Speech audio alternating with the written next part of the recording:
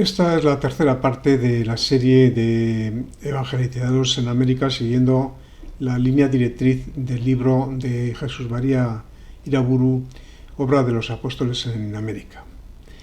La obra de los evangelizadores fue heroica, no exenta de dificultades y enormemente importante para lograr ese proceso generador que llamó Gustavo Bueno imperio generador, de humanización de la obra de conquista.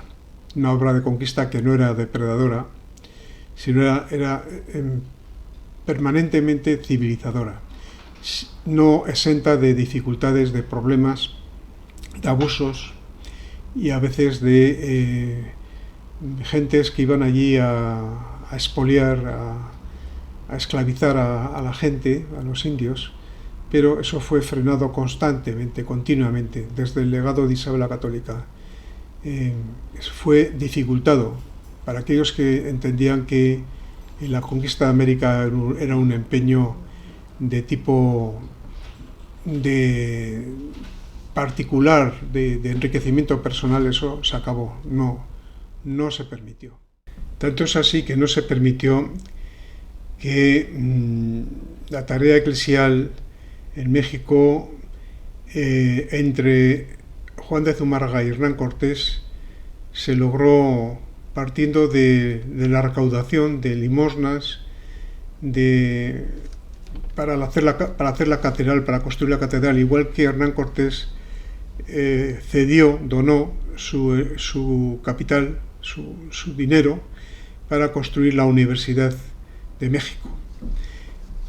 Todo estaba en la diócesis por hacer y con la permanente empeño de obispo y conquistador se logró esa tarea enorme de la civilización evangelizadora.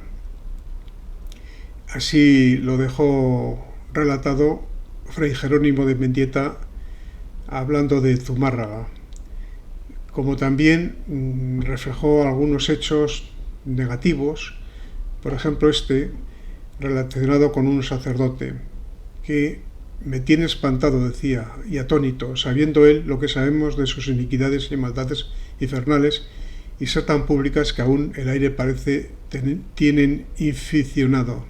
No se podrá acabar conmigo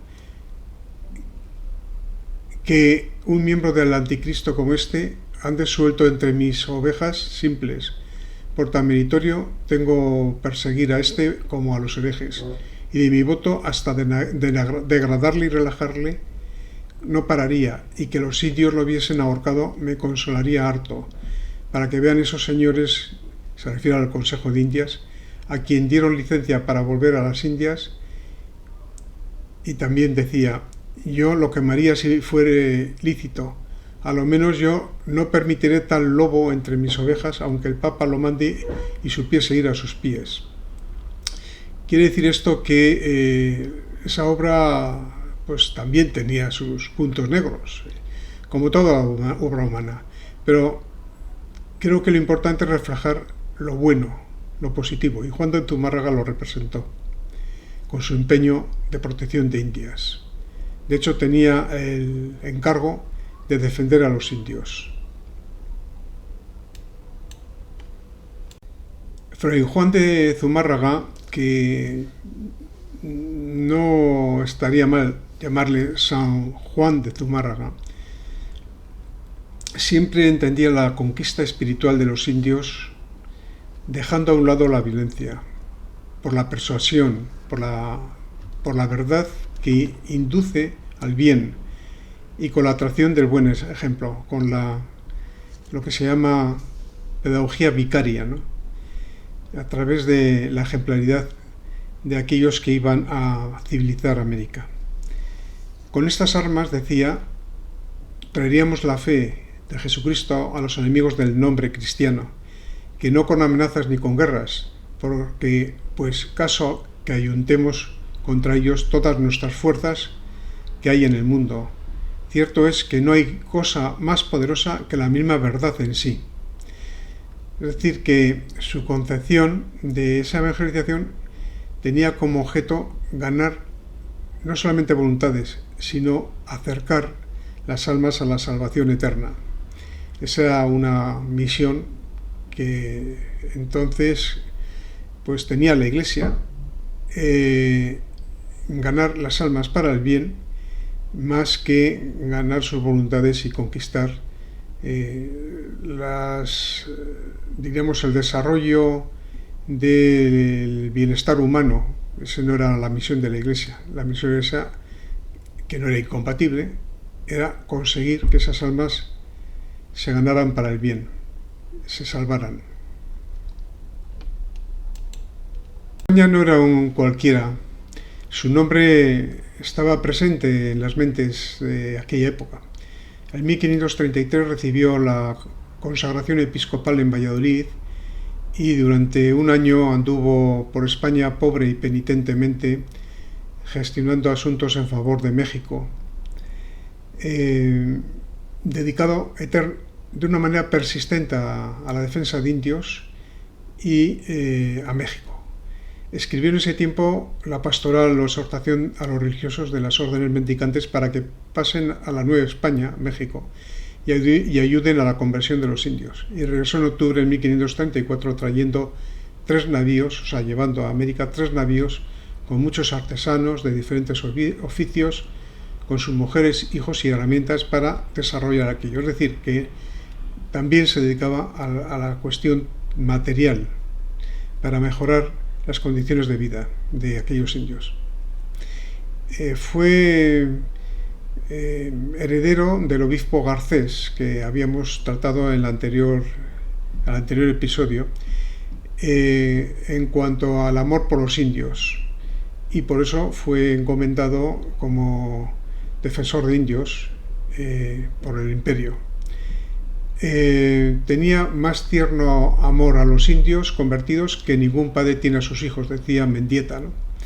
En sus enfermedades y trabajos lloraba con ellos y nunca se cansaba de servirlos y llevar sobre sus hombros como verdadero pastor. Y al propósito cuenta una anécdota. Dijéronle a ese varón de Dios una vez ciertos caballeros que no gustaban de verlos tan familiar para los indios. Mire, vuestra señoría, señor reverendísimo, que esos indios, cómo andan tan desarrapados y sucios, dan de sí mal olor, le decía este señor a Juan de Zumárraga, ¿no?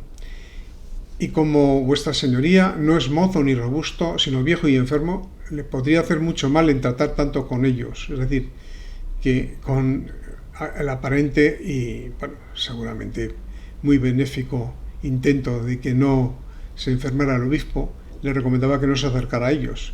Y el obispo le respondió de esta manera: vosotros sois los que oléis mal y me causáis con vuestro mal olor, asco y disgusto, pues buscáis tanto la vanidad, la vana curiosidad, y vivís en delicadezas como si no fueseis cristianos, que estos pobres indios me huelen a mí al cielo y me consuelan y dan salud, pues me enseñan la aspereza de la vida y la penitencia que tengo de hacer si me he de salvar, decía Juan de Zumárraga. Esto para que veamos un poco cómo se volcó este obispo con su apostolado y con la protección de los indios, cómo les amaba.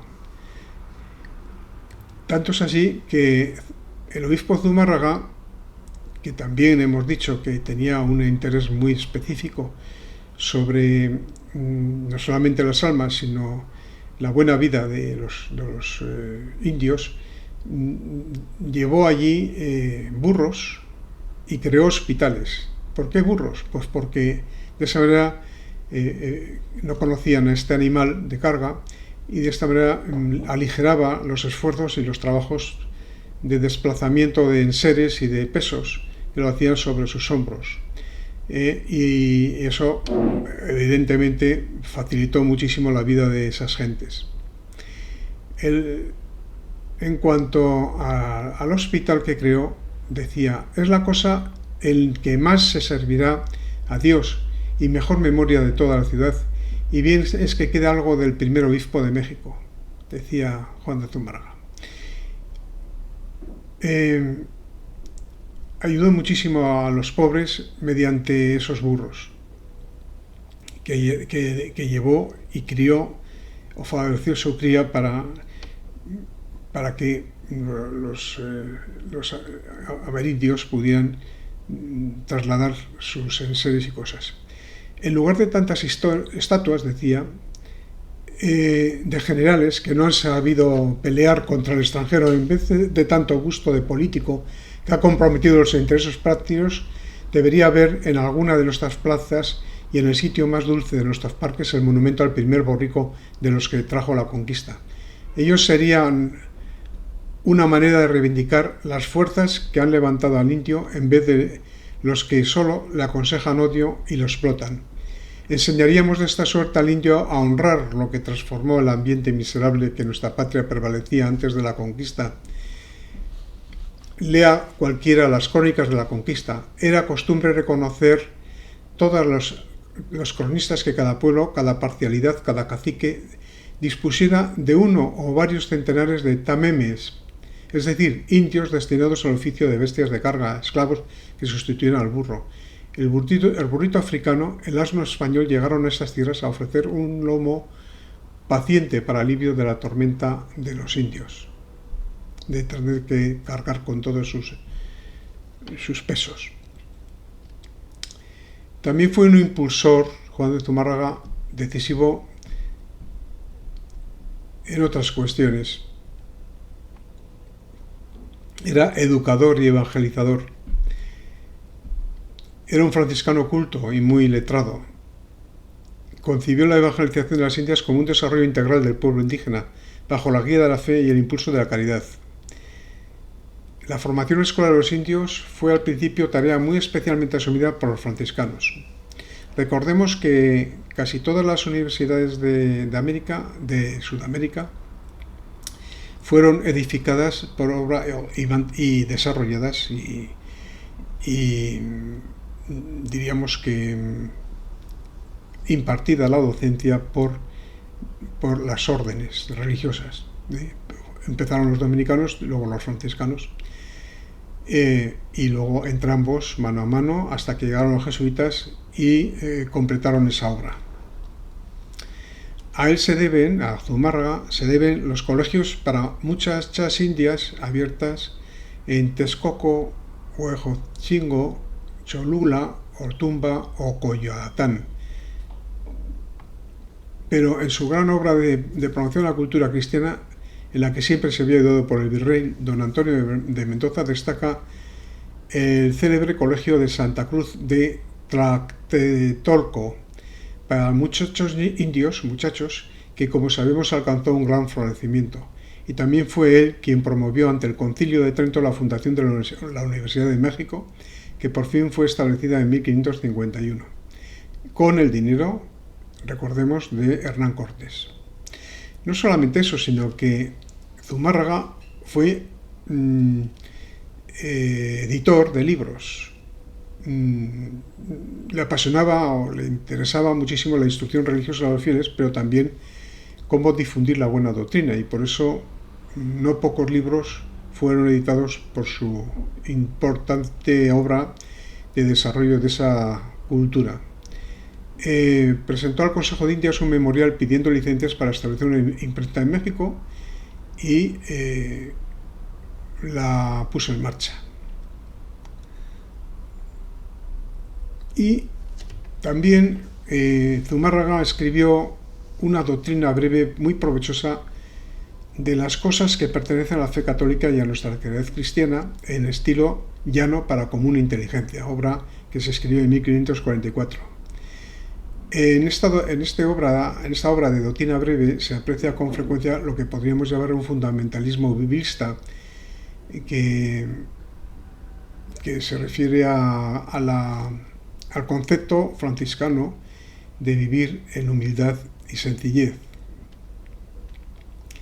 Era muy aficionado a Santo Tomás Moro y lector de su Utopía, como obra de enfoque civilizador. decía, el primer grado del cristiano es saber qué es lo que Jesucristo enseñó, y el segundo es obrar según sabe. Y en esto ha de tenerse bien sabido que la buena doctrina se aprende con oración más que con argumentos. Y si no, decía, mira ahora tú, cristiano, por tu vida y dime si algo deseas saber, ¿por qué te huelgas más de buscar otro autor que te enseñe que al mismo Jesucristo? No puedo acabar de entender qué es la causa por la que queremos más deprender la sabiduría de Jesucristo de las escrituras de los hombres que de la boca del mismo Jesucristo. Que haya tantos millares de cristianos que, aun siendo letrados, jamás en toda su vida se aficionen siquiera a leer los evangelios ni las epístolas de los apóstoles, es lamentable. Los moros saben y entienden su ley, y los judíos aún el día de hoy, desde que nacen, aprenden lo que les mandó su Moisés. Pues ¿por qué nosotros no hacemos lo mismo con Jesucristo? ¿Y por qué no lo hacemos desde niños? Porque lo que se aprende desde la niñez, claro está, que se encaja y embebe con mayor eficacia en los ánimos humanos, y por eso conviene que lo primero que sepa el niño es nombrar a Jesucristo, y que la primera niñez sea instruida en la doctrina cristiana. Y por eso decía que solo Cristo salva. Dice, ellos creen sin vacilación alguna en su fe, que no hay salvación para los pueblos si no es en el nombre de Jesús, porque no existe bajo el cielo otro nombre dado a los hombres, nombre con mayúscula, se refiere a Jesús, por el cual podamos alcanzar la salvación. Esta es la fe de Zumárraga, la que una y otra vez expresa en Doctrina Breve. Pues bien, nunca se le ocurrió a Fray Francisco que la paz social o la prosperidad económica o el desarrollo cultural y político podrían lograrse mejor en las Indias dejando de lado o colocando entre paréntesis las leyes de Dios dadas por Jesucristo. Por eso él insistía y lo logró en ese enfoque de civilización con amor, no con odio, sobre la base del mensaje de Jesucristo.